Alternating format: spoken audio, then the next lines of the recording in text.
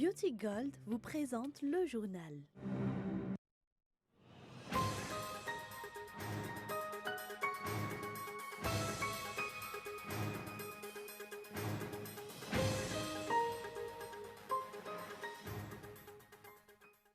Le président de la République de Madagascar se trouve actuellement à Genève pour assister à la 108e session de la Conférence internationale du travail et la commémoration des 100 ans de l'OIT. Au cours de son discours, le chef d'État malgache a réitéré sa volonté à lutter pour le travail décent pour tous, mais également à s'opposer à la violence envers les femmes et les enfants, ainsi qu'à l'esclavagisme. Une modernisation des équipements utilisés pour la topographie est incontournable, un point mis en exergue au cours de l'ouverture de la semaine de la topographie ce jour, un objectif conforme à la vision du régime actuel selon le ministre de l'Aménagement du territoire, de l'Habitat et des Travaux publics. Au Soudan, la vie reprend doucement aujourd'hui à Khartoum, où la présence des forces de sécurité restait importante au lendemain de l'annonce par la contestation de la fin d'un mouvement de désobéissance civile lancé pour maintenir la pression sur les généraux au pouvoir.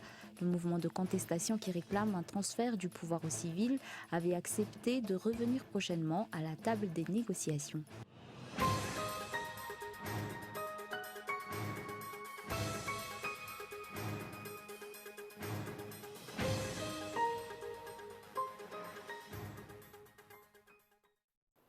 Merci d'être avec nous sur Cool TV. Bonsoir. Dans l'actualité aujourd'hui à Madagascar, le président de la République de Madagascar se trouve actuellement à Genève pour assister à la 108e session de la Conférence internationale du travail et à la commémoration des 100 ans de l'OIT. Au cours de son discours, le chef d'État malgache a réitéré sa volonté à lutter pour le travail décent pour tous, mais également à s'opposer à la violence envers les femmes et les enfants, ainsi qu'à l'esclavagisme. Reportage de Michela Ranardzon.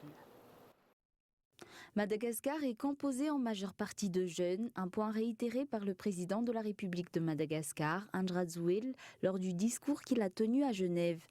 70% du peuple malgache se situe dans la tranche d'âge inférieure à 25 ans et près de 400 000 jeunes par an entrent dans le monde du travail, raison qui a amené à mettre en place le projet Fiarin. Nous voulons garantir à toute la population malgache un salaire digne qui puisse couvrir leurs besoins vitaux et leur offrir une qualité de vie décente. Pour pallier à cela, nous avons mis en place le programme national de l'entrepreneuriat appelé Fiarin. À travers ce projet ou ce programme national qui s'appelle Fiarin, nous voulons encourager la jeunesse malgache à se former, à oser et à prendre en main leur avenir tout en étant acteurs du développement du pays. Nous sommes convaincus que la promotion de l'emploi pour tous ne passe pas uniquement par le statut de salarié.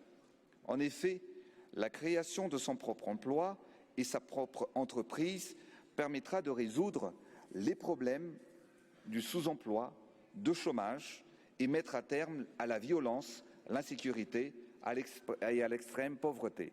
D'autre part, le chef d'État malgache a également donné son avis concernant l'esclavagisme qui n'a toujours pas été aboli, mais aussi sur la violence contre les femmes et les enfants. Nous prenons également des actions pour lutter contre les violences basées sur le genre et les diverses formes de violences faites aux femmes et aux enfants, ainsi que la lutte contre leur mariage et les mariages forcés à ces mineurs.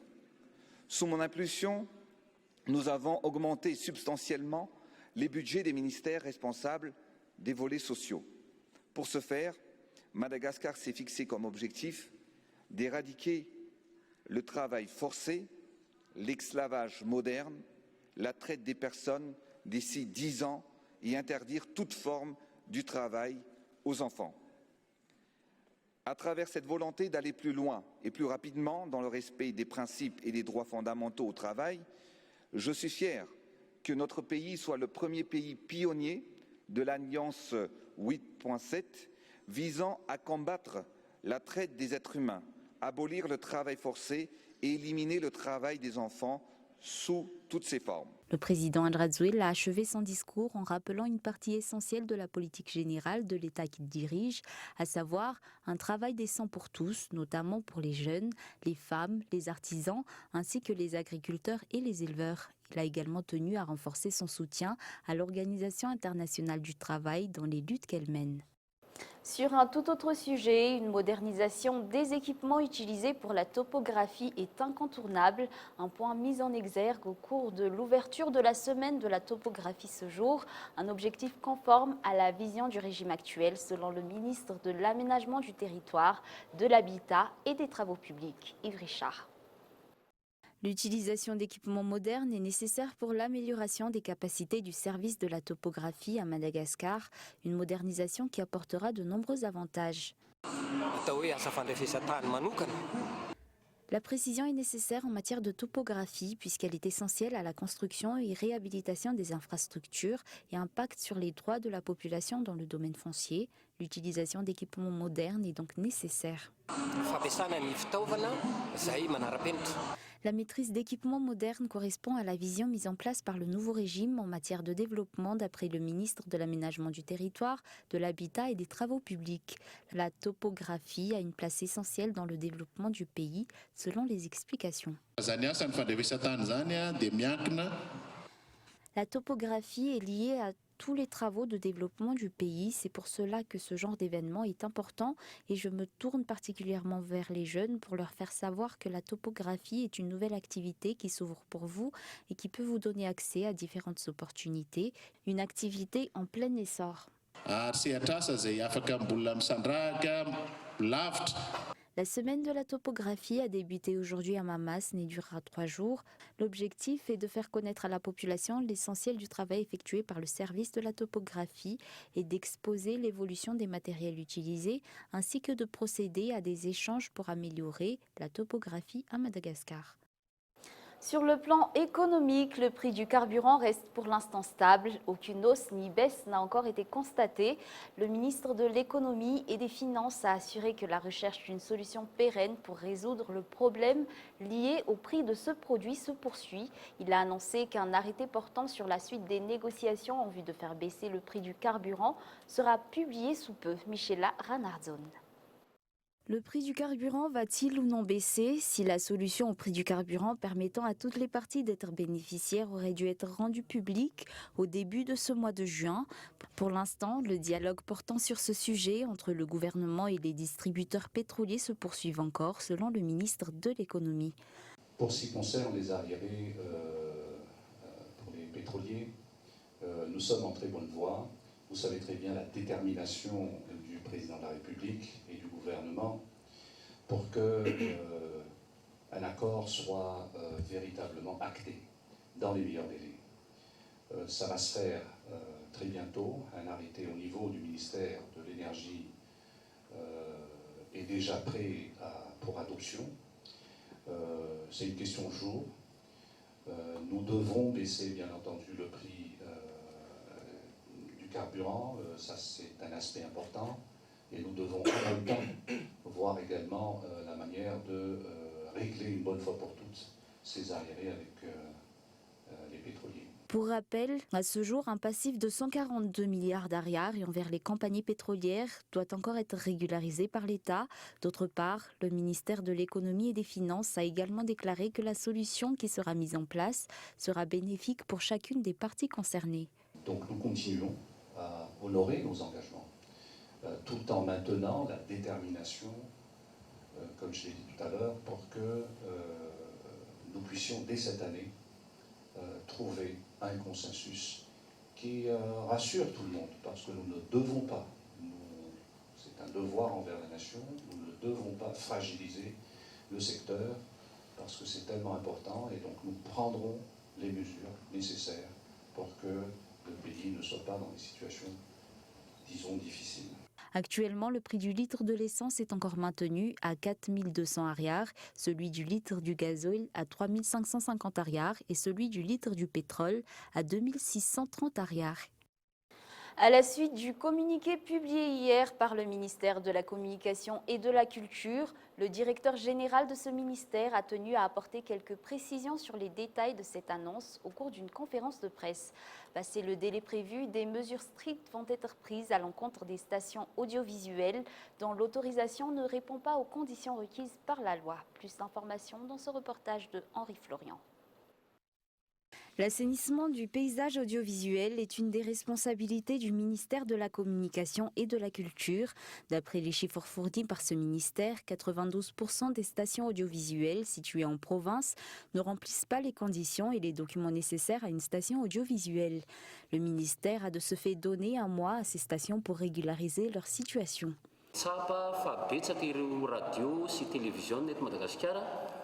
Plusieurs stations audiovisuelles établies à Madagascar sont encore illégales. Pour certains, les documents nécessaires ne sont pas complets. Pour d'autres, les conditions requises ne sont pas complètes, à l'exemple de la demande de fréquences auprès de l'Artec ou encore du suivi de ces fréquences par l'Artec. Pour cela que nous avons donné à ces stations jusqu'au 10 juillet pour régulariser leur situation. Le directeur général du ministère de la Communication et de la Culture a également souligné que les mesures qui seront prises contre les réfractaires passé ce délai seront strictes.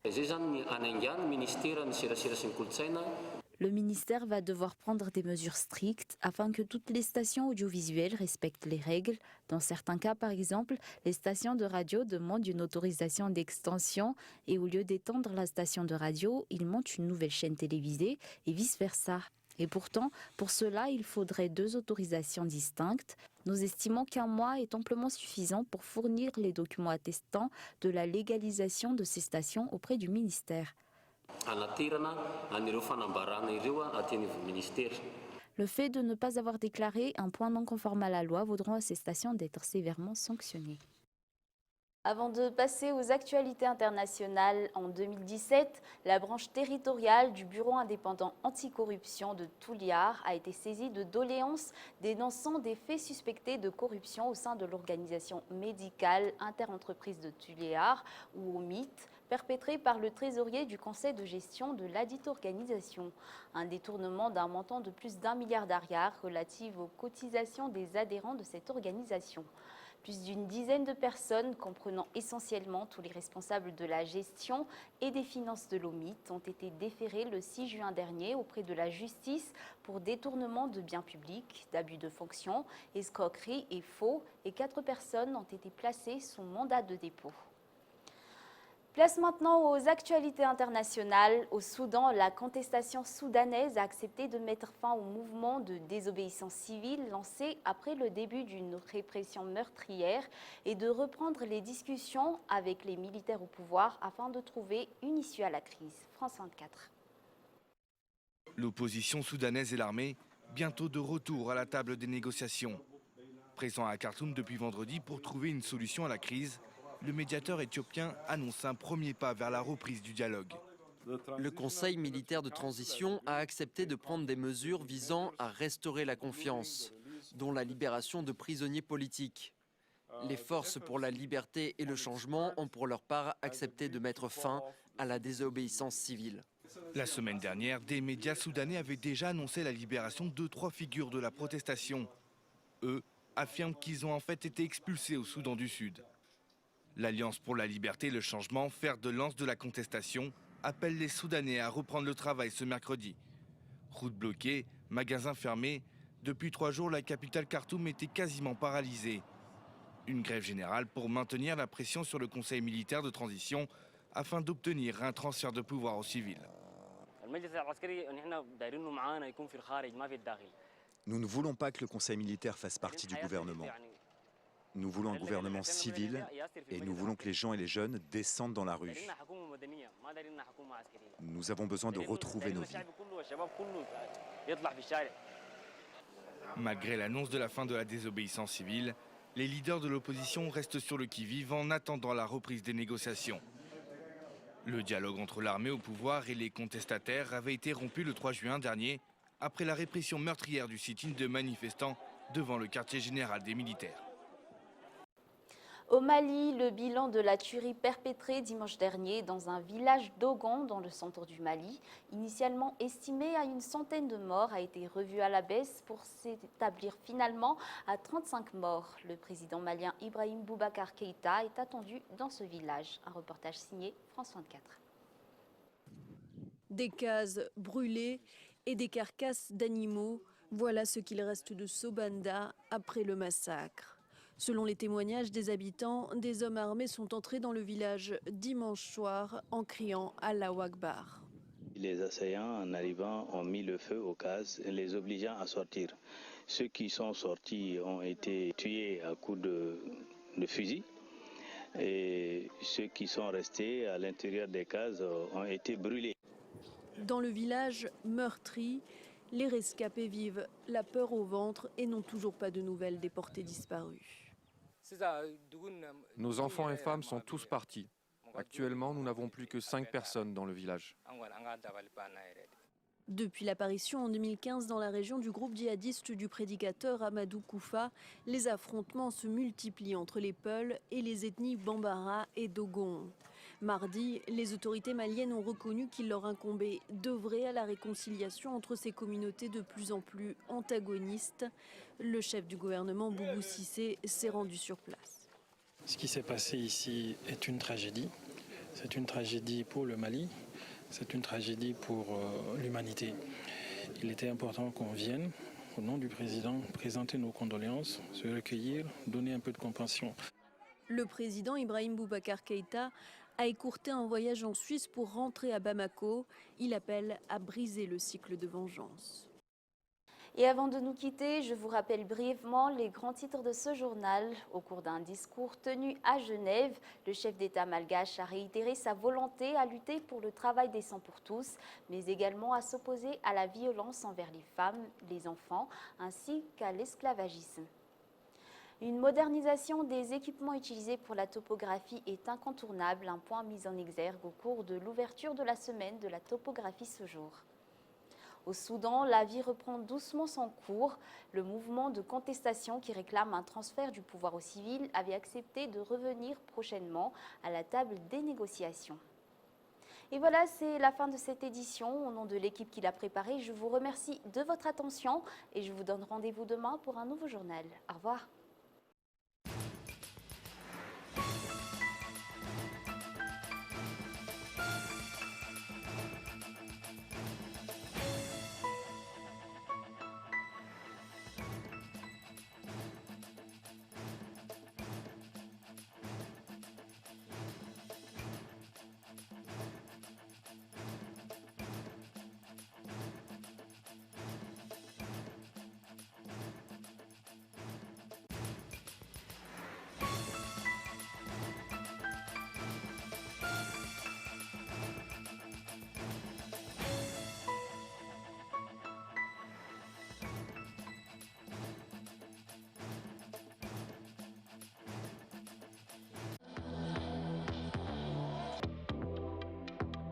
Le journal vous a été présenté par Beauty Gold.